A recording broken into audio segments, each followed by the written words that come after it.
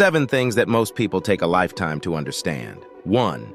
Feeling sad after making a decision doesn't necessarily mean it was the wrong choice. 2. Self-awareness is realizing that there is no opponent. It's a battle with yourself.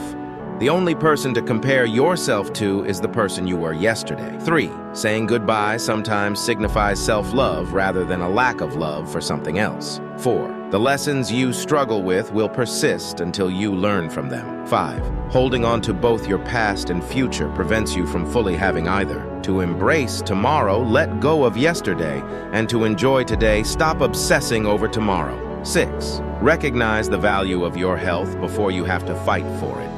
Take action now. 7.